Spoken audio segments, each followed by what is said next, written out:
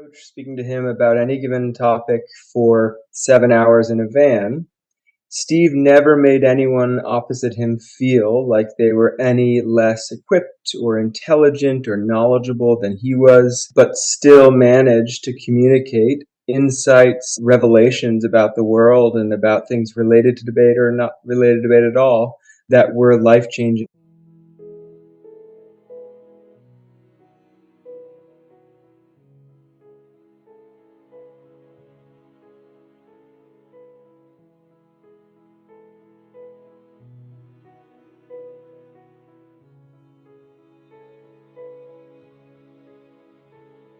Was the one who, in the very core of what he communicated to us, was interested in passing on the legacy that he had built for himself and in educating a group of students in the ways that debate is useful, not just in an academic setting, but also in equipping themselves with tools necessary for life. He had a phenomenal knowledge of a wide range of topics. He had a great presence when he was debating. So simply through his own debating, he made significant contributions to the community, but it went well beyond that because he was also an invaluable member of our club and our club president at one point, and also an invaluable member of the Canadian debating community more broadly. He was a very close friend, a very big part in my debating.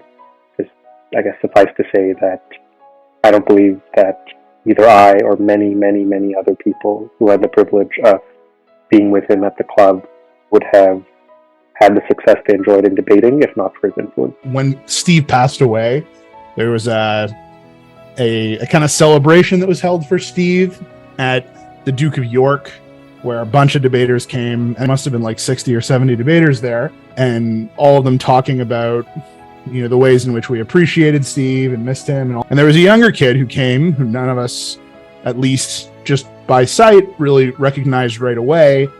And it was a debater that Steve had coached at UCC who ended up telling a story about Steve standing up for some kids that were facing bullying and some other stories like this that, again, just none of us knew, and Steve would never have really talked about it or been showy about it.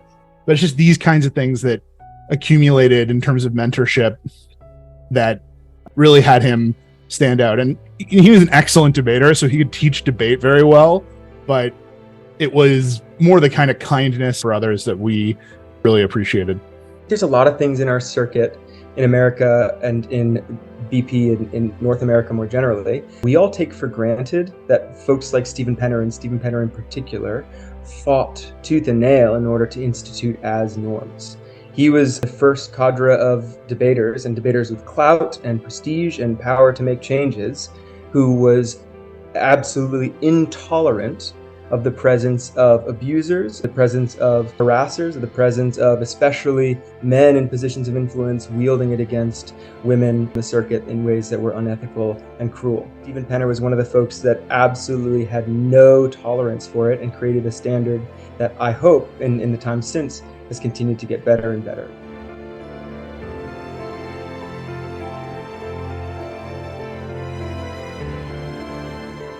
He was an absolutely essential part of institutional memory for Canadian debating, would CA tournaments and judge at tournaments long past what the usual expectations were for someone to do that, was a constant source of advice for people who were trying to organize tournaments or who were doing chief adjudication for the first time. Force behind the competition in all the years that he was involved.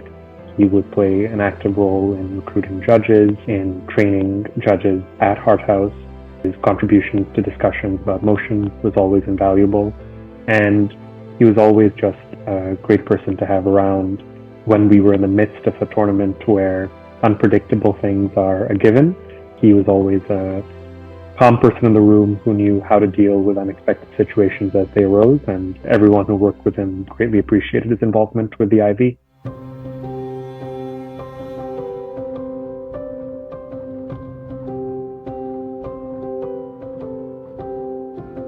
He had an incredible way of instilling confidence in junior members of the club. When I debated with Stephen, he insisted that I speak first, and it was from what I recall. Sort of unparalleled. Certainly for our club, it was rare to have a pro willing to take a backseat like that.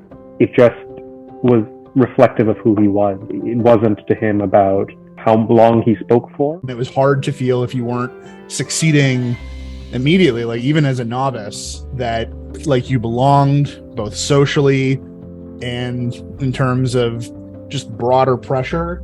And Steve took it upon himself to interact with the novices that weren't doing as well, offering advice, judging rounds. I mean, it might not seem like that big of a deal, but being willing to judge the practice round that had all of the like not very good novice debaters was, as you might imagine, not a service that many of the pros were keen to sign up for. For him, it was more about giving his novice a chance to develop.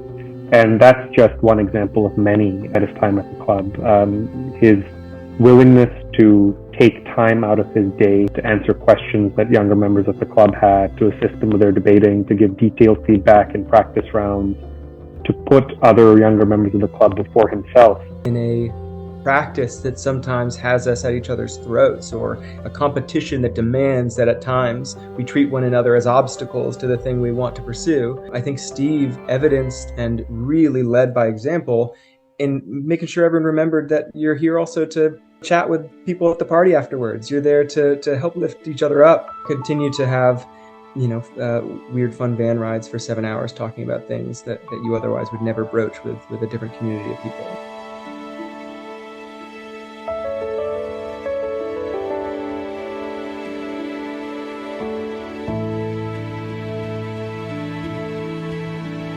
Steve latched onto every person that he interacted with in brief or at great length in the world, which is just putting first that decency, putting first that empathy. Relationships inform for him the standard that should be extended to others too, which is that it's people first. Many of his friends were questioning why he was still involved in debating. Steve felt an obligation to give back, an obligation to ensure that the activity persisted without him. And this activity exists because people make it exist, right? Tournaments are run because people run tournaments. These traditions that we have and the value that we achieve don't happen without people making significant efforts to have it occur. Very much in the spirit of what this award has intended, in that they give back to the debating community, that there's a degree of service, dedication to an activity that hopefully we all love. The thing that I would hope that this award continues to emphasize, and that is the idea that Steve was essential in that process, and that the activity needs people like him even now. And hopefully there are still those out there who think about the activity in the way that Steve did and want to give back as much as they can.